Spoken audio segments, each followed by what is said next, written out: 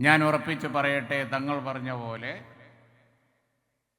Indian union മുസ്ലിം league നടത്തിയ ഒരു റാലിയും വാർത്താമാധ്യമങ്ങളൊക്കെ ഇവിടെയുണ്ട്. ഞാൻ പറഞ്ഞത് വെറുതാവൂല ഇൻഷാ അല്ലാഹ്. ഒരു റാലിയും ഇതേവരെ വെറുതെ ആയിട്ടില്ല, ഫലം കണ്ടിട്ടുണ്ട്.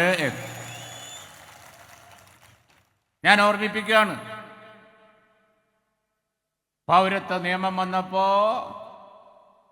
നമ്മളിങ്ങനെ കൂടിയില്ലേ? അന്ന് ഇപ്പോ ഇവിടെ ഗൗഡാജി പറഞ്ഞതുപോലെ അവിടെ ഒരു സാഗരം, ഇവിടെ ഒരു മനുഷ്യ സമുദ്രം നമ്മൾ സൃഷ്ടിച്ചു.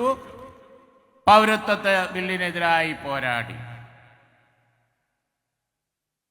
ആ പൗരത്വ ബില്ലിനെതിരായി റാലി നടത്തി ജനങ്ങളെ സംഘടിപ്പിച്ച് ഒരു വശത്ത് പോരാടിയപ്പോൾ തന്നെ ഇന്ത്യയുടെ പരമോന്നത നീതിപീഠത്തിൽ സുപ്രീം കോടതിയിൽ വേറെ നമ്മൾ നോക്കി. പെറ്റീഷനുമായി ആദ്യം അവിടെ എത്തി. ഇന്ത്യയിൽ ലഭിക്കാവുന്നതിൽ വെച്ച് ഏറ്റവും നല്ല വക്കീലിനെ വെച്ചു, വാദിച്ചു. ഫലം കിട്ടിയോ ഇല്ലേ? ഞാൻ ഇവിടെ കൂടിയ ഓരോ ആളുടെയും ശ്രദ്ധയിലേക്ക് അത് കൊണ്ടുവരികയാണ്. ഒരു ചെറിയ പാർട്ടി ഇന്ത്യ രാജ്യത്തെ പാർലമെന്റിൽ നമ്മൾ അത്ഭുതങ്ങൾ സൃഷ്ടിക്കുന്നു, ഇന്ത്യയിൽ അത്ഭുതങ്ങൾ സൃഷ്ടിക്കുന്നു. ഞങ്ങൾക്കതിൽ അഭിമാനമുണ്ട്. അവിടെ നമ്മൾ പോരാടി, നമ്മുടെ കേസ് ലീഡ് കേസായി. നമ്മൾ ആ നിയമ പോരാട്ടത്തിൽ പൗരത്വ ബില്ല് ഉന്തി തെരഞ്ഞെടുപ്പ് വരെ കൊണ്ടുപോയി. പക്ഷേ തെരഞ്ഞെടുപ്പിൽ കോൺഗ്രസിന് ഭൂരിപക്ഷം കിട്ടിയില്ലെങ്കിലും, ഇന്ത്യ മുന്നണിക്ക് ഭൂരിപക്ഷം കിട്ടിയില്ലെങ്കിലും, ഇന്ത്യ അങ്ങ് അടക്കി ഭരിക്കാമെന്ന BJPയുടെ മോഹം നടക്കാതെ പോയി. ആ പൗരത്വ ബില്ലും അറബിക്കടലിലായി. പൗരത്വ ബില്ലില്ലല്ലോ, അത് പാസ്സാക്കാനുള്ള ഭൂരിപക്ഷം അവർക്ക് ഇല്ലാതെ പോയി. അത് കഴിഞ്ഞ് വന്നില്ലേ ഏക സിവിൽ കോഡ്, അത് കഴിഞ്ഞ് വന്നില്ലേ പല ബില്ലുകളും, പിന്നെ വന്നില്ലേ മറ്റു നിയമങ്ങൾ. അവർ പാസ്സാക്കിയിട്ടുള്ള ഒരുപാട് നിയമങ്ങൾ.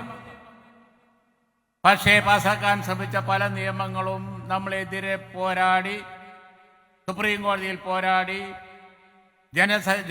ജനങ്ങളുടെ ഇതുപോലെയുള്ള പ്രതിഷേധം സംഘടിപ്പിച്ച് നമ്മൾ ഫലം കണ്ടു. ഞാൻ വളരെ സന്തോഷപൂർവ്വം പറയട്ടെ, ഇന്ന് സുപ്രീം കോടതിയിൽ കേസായിരുന്നു. ഈ വഖഫ് ബില്ലിനെതിരായി ഇന്ന് സുപ്രീം കോടതിയിൽ കേസായിരുന്നു. കോഴിക്കോട്ട് ഈ റാലി നടക്കുമ്പോൾ തന്നെ വാർത്താ മാധ്യമങ്ങൾ നിങ്ങൾക്ക് ഒന്നുപോയി നോക്കാം. നമ്മൾ കൊടുത്ത കേസ്, ഇന്ത്യയിലെ പലരും കൊടുത്ത കേസ്, സംഘടനകൾ കൊടുത്ത കേസ് വെറുതെയാവുകയില്ല എന്ന് ഇന്നത്തെ സുപ്രീം കോടതിയുടെ നടപടികൾ കണ്ടാൽ നമുക്ക് ബോധ്യപ്പെടും.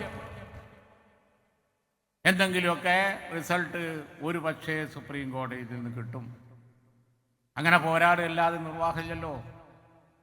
ഈ വേദിയിൽ തമിഴ്നാട്ടിൽ നിന്ന് ബഹുമാനായ ഖാദർ മൊയ്തീൻ സാഹിബുണ്ട്. ആ സംസ്ഥാനം ഇതിനെതിരായി പോരാടിക്കൊണ്ടിരിക്കുകയാണ്. ഈ വേദിയിൽ കർണാടക മിനിസ്റ്റർ ഇപ്പൊ പ്രസംഗിച്ചു പോയി. കോൺഗ്രസ് ഇതിനെതിരായി പോരാടിക്കൊണ്ടിരിക്കുകയാണ്. അദ്ദേഹം പറഞ്ഞു കോഴിക്കോടിന്റെ ചരിത്രം, രാജ്യത്തിന്റെ ചരിത്രം, ഇവിടുത്തെ ജനങ്ങളുടെ ചരിത്രം, ഈ കടലിന്റെ ചരിത്രം, ഈ കടലിലൂടെ വന്നവരുടെ ചരിത്രം, ഈ നാട് ഭരിച്ചവരുടെ ചരിത്രം, എല്ലാവരുടെയും ചരിത്രം. അതിന് വിരുദ്ധമായി നീങ്ങിക്കൊണ്ടിരിക്കുന്ന ഈ ഏകാധിപത്യ ഭരണത്തെ നമ്മൾ അനുവദിക്കുകയില്ല. പല്ലും നഖവും ഉപയോഗിച്ച് എല്ലാ നിലയിലും ജനങ്ങളെയും പാർലമെന്റിലും അകത്തും പുറത്തും നിയമവേദികളിലുമൊക്കെയായി നമ്മൾ പോരാടും. ഈ വഖഫ് ബില്ലിനെതിരായുള്ള പോരാട്ടം ഇന്ത്യ രാജ്യത്ത് നടക്കുന്ന ന്യൂനപക്ഷങ്ങളുടെ ഒരവകാശം, ഏറ്റവും വലിയ ന്യൂനപക്ഷ സമുദായം മുസ്ലിം സമുദായം, അവർക്ക് ഭരണഘടന അറിഞ്ഞുകൊടുത്തൊരവകാശം, വിശ്വാസത്തിന്റെ ഭാഗം, അത് സംരക്ഷിക്കാനുള്ള പോരാട്ടമാണ്. അതിനിടയിൽ ഇവിടെ ഓണത്തിനിടയിൽ പുട്ടുകച്ചവടം നടത്തുന്ന ഒരു കേരള ഗവൺമെന്റ് ഉണ്ട്, നമുക്കറിയാം. അവർക്ക് ആകെ ഒരു നോട്ടേ ഉള്ളൂ, ഓണത്തിനിടയിൽ പുട്ടുകച്ചവടം നടത്താൻ വേണ്ടി. അന്ന് തികഞ്ഞ സദ്യ ഉണ്ട്. അന്ന് പിന്നെ തെരുവിൽ പുട്ടുകച്ചവടത്തിന്റെ ആവശ്യമില്ല എന്ന നിലക്കാണ് ആ പഴമൊഴി. രാജ്യത്തെ ന്യൂനപക്ഷം ഈ വഖഫ് നിയമത്തിനെതിരായി പോരാടിക്കൊണ്ടിരിക്കുമ്പോൾ തങ്ങളിവിടെ പറഞ്ഞതുപോലെ കുറുക്കന്റെ കണ്ണുമായി അതിൻ്റെ ഇടയിൽ എന്ത് രാഷ്ട്രീയ ലാഭം കിട്ടുമെന്ന് നോക്കാൻ നടക്കുന്ന ഈ ഇടതുപക്ഷ ഗവൺമെന്റ്, പിണറായി ഗവൺമെന്റ്, ഈ LDF ഗവൺമെന്റ്, ബഹുമാനപ്പെട്ട തങ്ങളിവിടെ പറഞ്ഞില്ലേ മുനമ്പത്തെ പ്രശ്നം 5 മിനിറ്റ് കൊണ്ട് പരിഹരിക്കാന്ന്. വഖഫ് ഇങ്ങോട്ട് വരട്ടെ, അപ്പത്തീരും മുനമ്പം പ്രശ്നം എന്ന് പറഞ്ഞ് താങ്ക്സ് മോഡിക്ക് നന്ദി എന്ന് പറഞ്ഞ് അവിടെ സംഘടിപ്പിച്ച പരിപാടിക്ക് കിരൺ റിജിജുവിനെ കൊണ്ടുവന്നിട്ട് അവസാനം ഉണ്ടായതും ആ മന്ത്രി ഇവിടെ വന്ന് സത്യം പറഞ്ഞു, വഖഫ് ബില്ലും മുനമ്പുമായിട്ട് യാതൊരു ബന്ധവുമില്ല എന്ന് ഇവിടെ ഒന്ന് പറയേണ്ടി വന്നു. അതിനല്ലേ സെയ്ദ് സാദിഖ് അലി ശിഹാബ് തങ്ങൾ ആദ്യം പറഞ്ഞത്, ഞങ്ങൾ ഈ പ്രശ്നം ഇവിടെ തീർക്കണം. 5 മിനിറ്റ് മതി കേരള ഗവൺമെന്റ് വിചാരിച്ചാൽ, പക്ഷെ തീർക്കൂല. ഞാൻ അതാണ് പറഞ്ഞത്. ഇതിനിടയിൽ അവരുടെ നോട്ടം എന്ന് പറയുന്നത് അല്പം രാഷ്ട്രീയ ലാഭം ഉണ്ടാക്കാൻ പറ്റുമോ എന്നുള്ളത് മാത്രമാണ്. ഇപ്പൊ ഈ പ്രശ്നം വഖഫ് ട്രിബ്യൂണലിൽ തീരുമെന്നായപ്പോ തീരാതിരിക്കാൻ വേണ്ടി, നീട്ടിക്കൊണ്ടുപോവാൻ വേണ്ടി, അതാണ് തങ്ങളിവിടെ പറഞ്ഞത്, അവസാനം പോയി പെനാൽറ്റി അടിക്കാൻ വേണ്ടി കാത്തിരിക്കാൻ ഇലക്ഷൻ വരെ നീട്ടിക്കൊണ്ടുപോകാൻ പറ്റുമോ? ആലോചിച്ച് നോക്കൂ. ഇതൊരു വേണ്ടാത്ത പണിയല്ലേ കേരള ഗവൺമെന്റ് ചെയ്യുന്നത്? കേന്ദ്ര ഗവൺമെന്റ് ചെയ്യുന്ന അതേ പണി തന്നെയാണ്. എന്തിനാണ് കേന്ദ്ര ഗവൺമെന്റ് ഈ നിയമമൊക്കെ കൊണ്ടുവരുന്നത്? മുസ്ലിങ്ങളെ നന്നാക്കാനാണോ? അല്ല, സാമുദായിക വികാരം ആളിക്കത്തിക്കാൻ വേണ്ടി മാത്രമാണ്. എന്തിനാണ് കേരള ഗവൺമെന്റ് മുനമ്പം പ്രശ്നം നീട്ടിക്കൊണ്ടുപോണത്? മുസ്ലിം സംഘടനകളെ മുഴുവൻ അണിനിരത്തിക്കൊണ്ട് തങ്ങൾ പറഞ്ഞു പ്രശ്നം തീർക്കണം. അതുപോലെ തന്നെ അവിടെയുള്ള ആളുകൾ പറയുന്നു അത്രയേ ഉള്ളൂ, ഞങ്ങൾക്ക് ഞങ്ങളുടെ അവകാശം വകവെച്ച് തരണം. അതിലാർക്കും തർക്കമില്ല. ഇതിനാർക്കാ തർക്കം?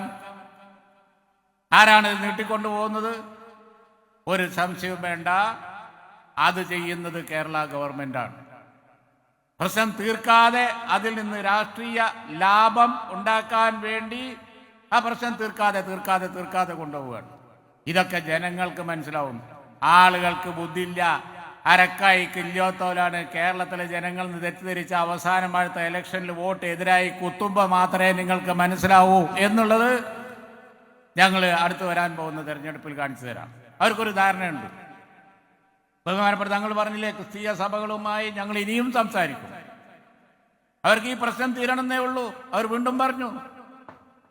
എന്നാൽ ആ പ്രശ്നം തീർക്കാതെ മോഡി കാളക്കൂട്ടി UDFന് വോട്ട് ചെയ്യുന്ന, ഐക്യജനാധിപത്യ മുന്നണിക്ക് വോട്ട് ചെയ്യുന്ന 2 പ്രബല ന്യൂനപക്ഷങ്ങളെ തമ്മിലടിപ്പിക്കണം എന്ന ഒറ്റ ചിന്ത മാത്രമേ ഈ ഇടതുപക്ഷ ഗവൺമെന്റിനുള്ളൂ. ഇതൊരു നല്ല കാര്യമല്ല. സാമുദായികമായി ചേരിതിരിച്ചുകൊണ്ട് ഇന്ത്യ രാജ്യത്ത് BJP നടത്തുന്ന അതേ പണി ഈ വഖഫിന്റെ പേരിൽ ഈ മുനമ്പം പ്രശ്നം നീട്ടിക്കൊണ്ടുപോയി ഇവിടെ ചെയ്യാനാണ് കേരള ഗവൺമെന്റ് നോക്കിക്കൊണ്ടിരിക്കുന്നത്. പക്ഷെ ഞാൻ ഉറപ്പിച്ചു പറയട്ടെ, ബഹുമാനപ്പെട്ട തങ്ങളുടെയും തങ്ങന്മാരുടെയും പാരമ്പര്യം കൊണ്ട്, ഇവിടെ മുസ്ലിം ലീഗ് ഉണ്ടാക്കിയ ആ പാരമ്പര്യം കൊണ്ട്, മതേതരത്വത്തിന്റെ കരുത്തുകൊണ്ട് ഞങ്ങൾ അതിനെ ചെറുത്ത് തോൽപ്പിക്കുക തന്നെ ചെയ്യും എന്ന് ഞാനിവിടെ പറയാൻ ആഗ്രഹിക്കുകയാണ്. അടുത്ത് നടക്കാൻ പോവുകയാണ് നിലമ്പൂർ ഉപതെരഞ്ഞെടുപ്പ്. അവിടെ ഈ പറഞ്ഞ പ്രബല മതവിഭാഗങ്ങളൊക്കെ ഉണ്ട്. ഞങ്ങൾ ഉറപ്പിച്ച് പറയുന്നു, നിങ്ങൾക്ക് അവിടെ എത്ര വോട്ട് കിട്ടും എന്ന് നമുക്ക് കുരുക്ഷേത്രത്തിൽ കാണാം. കാത്തിരുന്നോ? ഞങ്ങളെ അവിടെ നിങ്ങളെ പൊട്ടുകുത്തിച്ചു. നടന്ന എല്ലാ ഉപതെരഞ്ഞെടുപ്പും നിങ്ങൾ തോറ്റിട്ടുണ്ട്. ഇവിടെ തോറ്റ് തുന്നമ്പാറും തൊപ്പിയിടും എന്നുള്ള കാര്യത്തിൽ ആർക്കും തന്നെ ഒരു സംശയം വേണ്ട. അപ്പൊ അതുകൊണ്ട് ഈ ജനകീയ ശക്തി ഇന്നൊരു സാഗരം തന്നെ നമ്മളിവിടെ തീർത്തു. ഒരു മഹാറാലി, ഒരാഴ്ച മുമ്പ് ആഹ്വാനം ചെയ്ത മഹാറാലി, ഒരു പ്രചരണവും കൂടാതെ അറബിക്കടൽ പോലെ ഇരമ്പുന്ന ഒരു ജനസഞ്ചയം ഇവിടെ തീർത്തു. കോടതി ഇന്നെടുത്തു കേസ്, നാളെയുമുണ്ട് കേസ്. ഒരു നിസ്സംശയം പറയാവുന്ന ഒരു കാര്യം, എന്തെങ്കിലുമൊക്കെ ഒരു റിസൾട്ട് അങ്ങനെ അങ്ങ് കയറി നിരങ്ങാൻ കേന്ദ്ര ഗവൺമെന്റിന് പറ്റാത്ത ഒരു ചുറ്റുപാടുണ്ടാക്കാൻ ഞങ്ങളെ കേസ് കൊണ്ട് സാധിക്കും. അതിനുള്ള ഒരു നന്മ ഇന്ത്യൻ യൂണിയൻ മുസ്ലിം ലീഗിനുണ്ട്. ഈ റാലി വിജയം കാണും എന്ന ഉറച്ച വിശ്വാസത്തോടു കൂടി എല്ലാവിധ അഭിവാദ്യങ്ങളും അർപ്പിച്ചുകൊണ്ട് ഞാൻ എൻ്റെ വാക്കുകൾ ഉപസംഹരിക്കുന്നു. അസ്സലാമു അലൈക്കും. ജയ് ഹിന്ദ്.